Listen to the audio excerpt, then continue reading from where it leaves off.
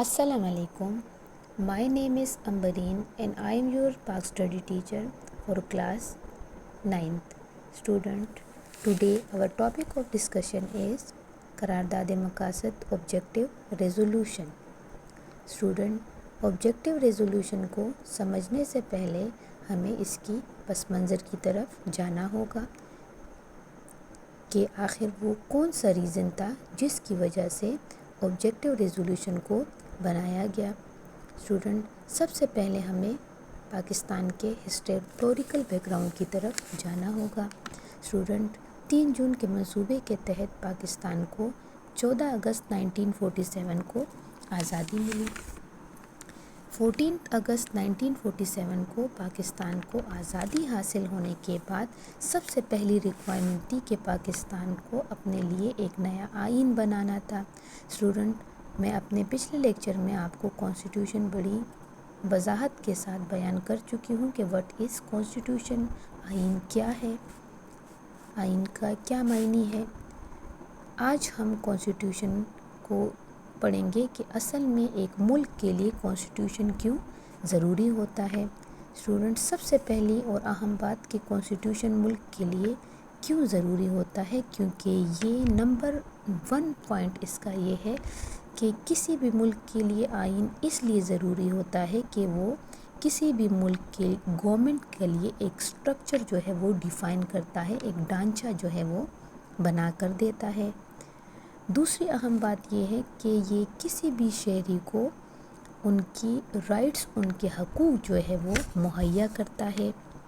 इसमें आइन जो है वो किसी मुल्क के लिए क्यों ज़रूरी है, इसके लिए तीसरी अहम बात ये है कि ये किसी भी मुल्क के लोगों में अकाउंटेबिलिटी जो है उनके लिए इंश्योर करवाता है। अकाउंटेबिलिटी का मतलब ये है कि कोई भी इंसान जो है वो कानून के अंदर रह कर अपनी ज़िंदगी गुजारता है, वो कानून को नहीं तोड़ता, कानून के कटहरे में उसको लाकर कड़ा करवाया जाता है अगर वो कोई भी गलत काम करता है। तीसरी अहम बात कि कॉन्स्टिट्यूशन जो है वो आइन जो है वो किसी मुल्क के लिए क्यों ज़रूरी है, इसके लिए चौथी अहम बात यह है कि ये किसी भी स्टेट को, किसी भी मुल्क की जो पावर डिवीज़न है उसको भी डिफ़ाइन करवाता है। स्टूडेंट, 1947 में जब पाकिस्तान बना तो उस टाइम पाकिस्तान का कोई भी आइन नहीं था।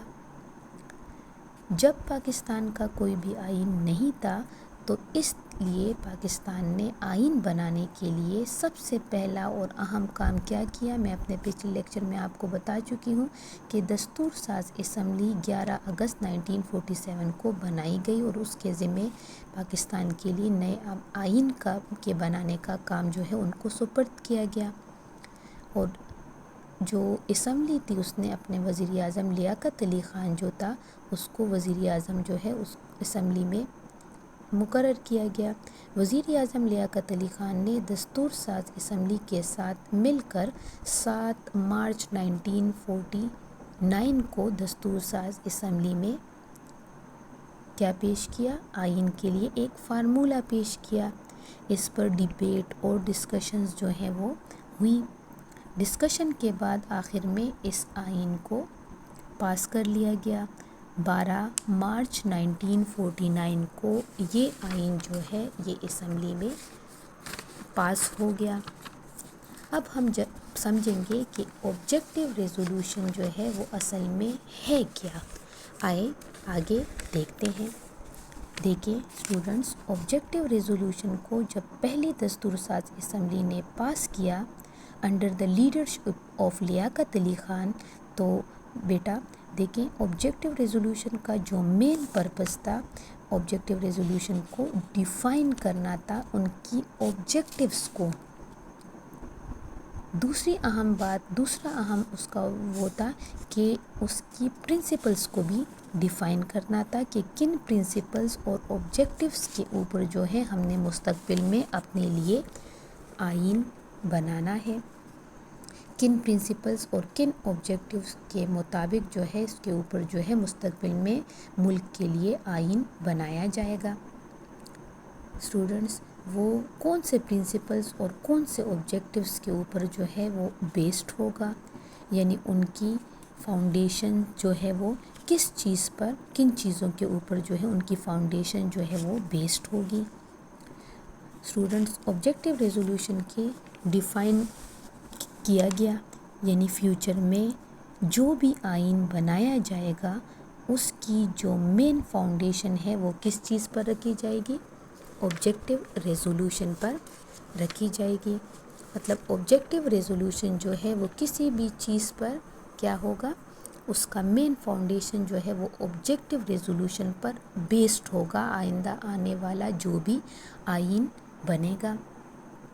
اسٹوڈنٹس، وہ پوائنٹ جو آبجیکٹیو ریزولوشن نے ہمیں بتائے، ان پوائنٹس کو ہم ہر مستقبل میں ریزولوشن جو ہے وہ اس پر بیسڈ ہوگا۔ مطلب یہ پوائنٹس جو ہیں آئندہ آنے والا جو بھی آئین ہوگا اس ریزولوشن پر ان کے پوائنٹس جو ہیں وہ بیسڈ ہوں گے۔ اسٹوڈنٹس، یہ بات ضرور یاد رکھیں کہ اسلام جو ہے ویسٹرن، یہ آئین جو تھا یہ اسلامک آئین بھی، اس کے آبجیکٹیو ریزولوشن میں اسلامک اور ویسٹرن دونوں پوائنٹس کو کمبائن کیا گیا، اور کمبائن کرنے کے بعد جو ہے وہ مین پوائنٹس جو ہے وہ اس میں اخذ کیے گئے۔ اسٹوڈنٹس، مین پوائنٹس میں سب سے پہلا پوائنٹ جو ہے ہم اگر پڑھیں تو سب سے پہلا پوائنٹ آبجیکٹیو ریزولوشن کا یہ ہے کہ sovereignty belongs to Allah. Student, sovereignty کہا جاتا ہے اللہ کی حاکمیت اعلیٰ کو، کہ سپریم پاور جو ہے وہ اللہ کے پاس ہوگی۔ اسٹوڈنٹ، آپ جانتے ہیں کہ یونیورس جو ہے، پوری دنیا کا جو یونیورس ہے وہ یونیورس مطلب کائنات کی جو حاکمیت ہے وہ اللہ کے پاس ہے۔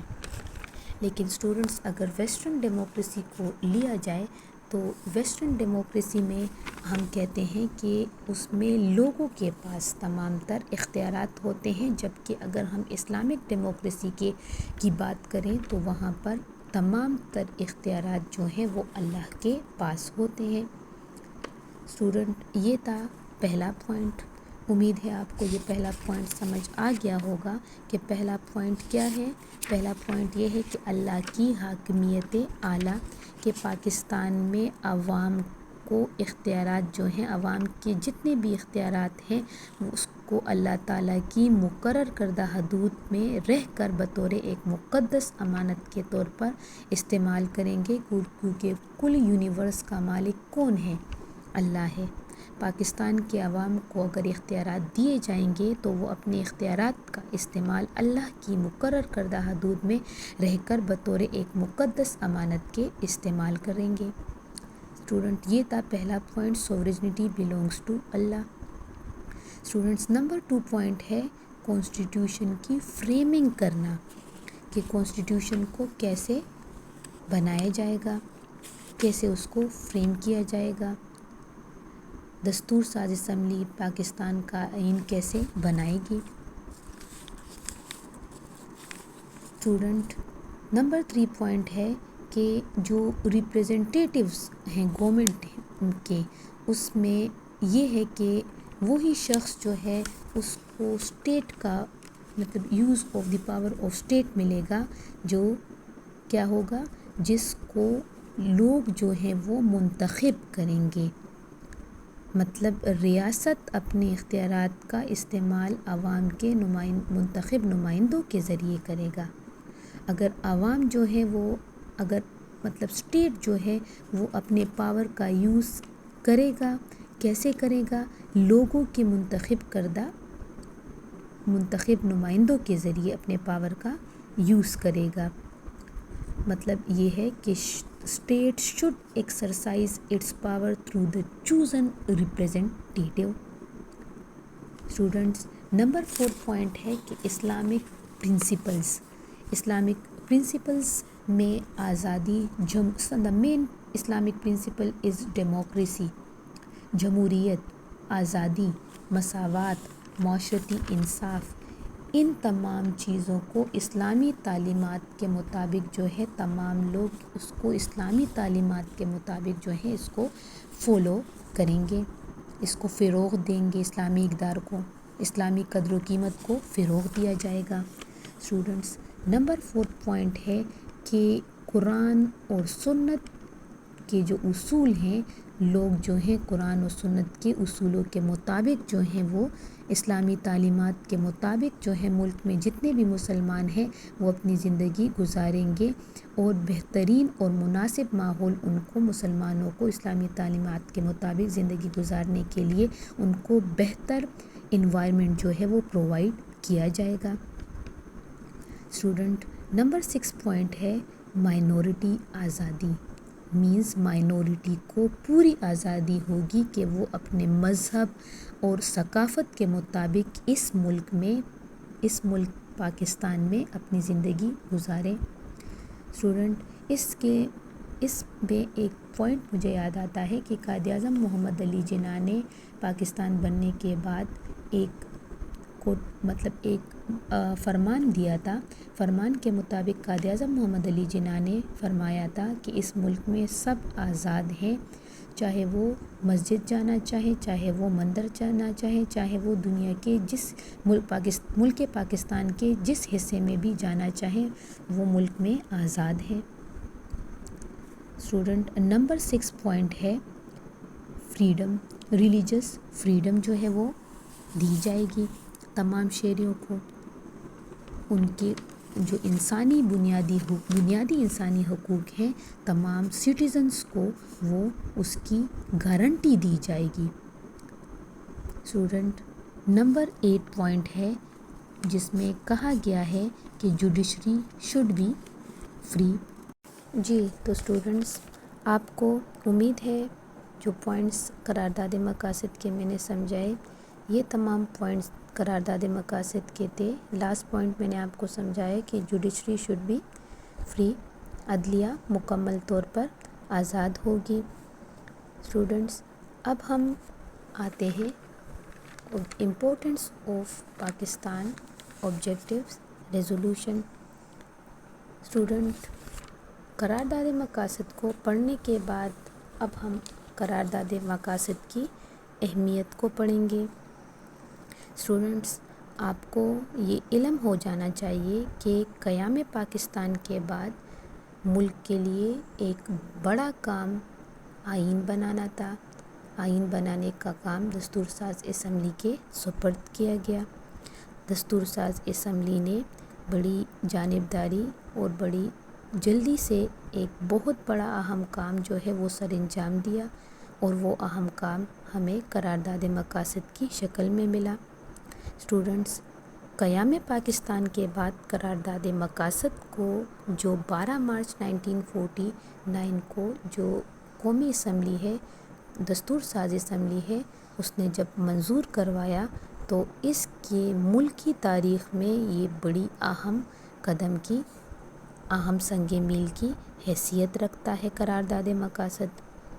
اسٹوڈنٹ، جیسا کہ میں نے آپ کو کہا کہ اب ہم پڑھیں گے قرارداد مقاصد کی اہمیت، تو میں نے آپ کو ایک اہمیت تو یہ بتا دی کہ ملک کی تاریخ میں قرارداد مقاصد بڑی اہم قدم کی حیثیت رکھتا ہے۔ اسٹوڈنٹس، اس اہمیت کا ہم اندازہ جو ہے امپورٹنس سے ہم اس دو اہم امپورٹنس جو ہے اہمیت جو ہے اس سے اس کا ہم اندازہ لگا سکتے ہیں کہ کیسے اس کی پاکستان کی یا ملک کی تاریخ میں قرارداد مقاصد کی اہمیت ہے۔ اسٹوڈنٹس، قرارداد مقاصد کی اہمیت کو ہم دو باتوں سے اچھی طرح جان بھی لیں گے، پہچان بھی لیں گے، اور ہمیں قرارداد مقاصد کی اہمیت کی سمجھ بھی آ جائے گی۔ اسٹوڈنٹ، اس کی اہمیت کا اندازہ ہم ان دو باتوں سے لگا سکتے ہیں۔ پہلی بات یہ کہ بعد میں قرارداد مقاصد کے بننے کے بعد میں جتنے بھی آئین بنے، مطلب میں نے آپ کو پچھلے جو میں ہمارا لیکچر تھا میں نے آپ کو بتایا کہ 56 میں بھی آئین بنا، 62 میں بھی آئین بنایا گیا، 73 کا آئین بھی بنایا گیا۔ We are still following the 1973 constitution, میں نے آپ کو پچھلے لیکچر میں بتایا۔ اسٹوڈنٹ، 1956 62 73 مطلب بعد میں جو بھی آئین بنا اس میں قرارداد مقاصد کو مطلب بطور پریمبل یوز کیا گیا. پریمبل کہا جاتا ہے ابتدائیہ. بعد میں جو بھی آئین بنا اس کے جو شروع کے جو دساتیر تھے، شروع کے جو پوائنٹس تھے، وہ قرارداد مقاصد سے لیے گئے. اسٹوڈنٹ، یہ تھی قرارداد مقاصد کی پہلی اہمیت. میں دوبارہ آپ کو بتا دوں، پہلی اہمیت یہ کہ بعد میں جو بھی آئین بنا مطلب 56 62 73 اس میں قرارداد مقاصد کے جو شروع کے مطلب اس آئین کے جو شروع کے پوائنٹس تھے وہ قرارداد مقاصد سے لیے گئے بطور پریمبل، ابتدائیہ بطور ابتدائیہ لیے گئے. آتے ہیں نمبر 2 دوسری اہمیت کی طرف.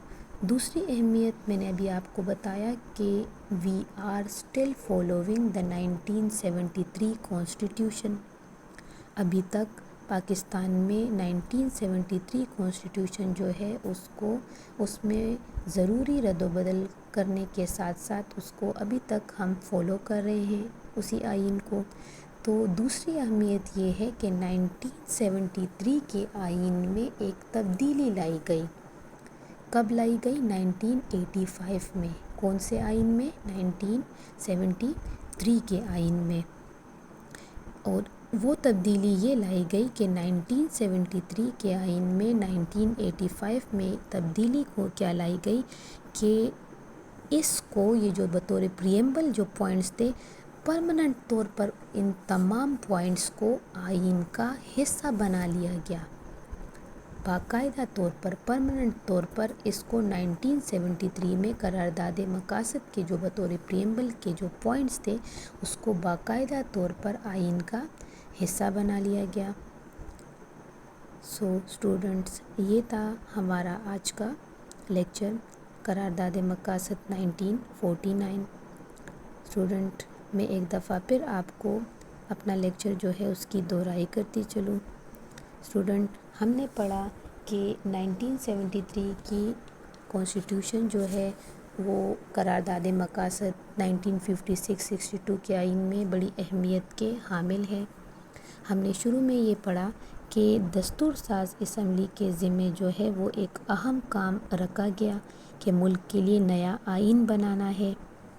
دستور ساز اسمبلی نے وعدے کے مطابق جو ہے آئین ساز اسمبلی جو ہے وہ بنائی کہ ملک کے لیے آئین بنائے گا.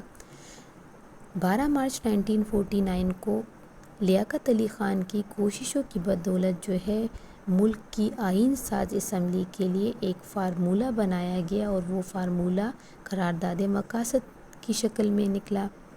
قرارداد مقاصد جو ہے اس کے ہم نے پڑھا کہ قرارداد مقاصد جو تھا وہ لیاقت علی خان نے 12 مارچ 1949 کو قومی اسمبلی میں یا دستور ساز اسمبلی میں پیش کیا اور دستور ساز اسمبلی نے اس کو 12 مارچ 1949 کو کیا کر لیا؟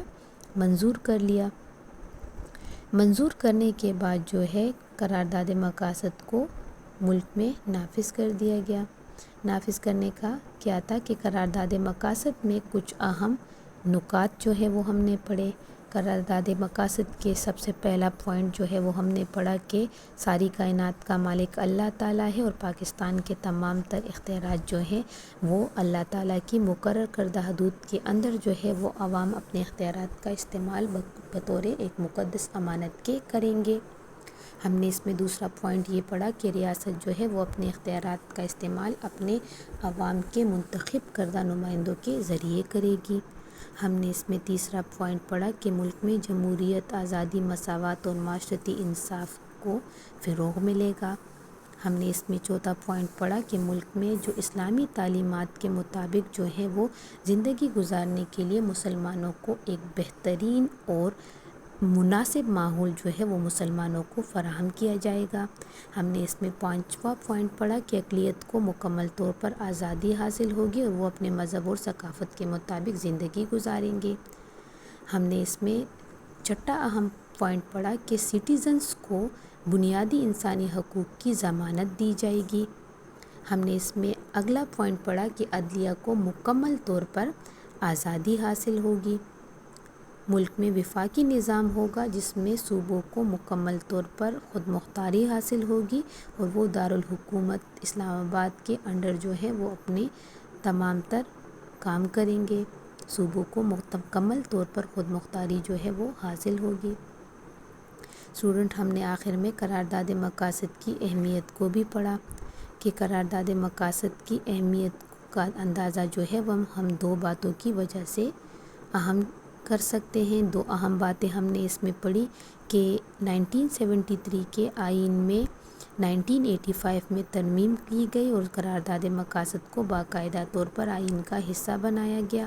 دوسری اہمیت ہم نے اس میں یہ پڑھی کہ تمام تر آنے والے جتنے بھی آئین تھے اس میں قرارداد مقاصد کو بطور پریمبل جو ہے وہ یوز کیا گیا۔ امید ہے اسٹوڈنٹ دہرائی کرنے کے بعد آپ کو میرے لیکچر کی سمجھ آ گئی ہوگی۔ If you have feel any confusion, you will discuss it with me in online class. Inshallah, we will take it in on Zoom. Thank you so much. Allah Hafiz.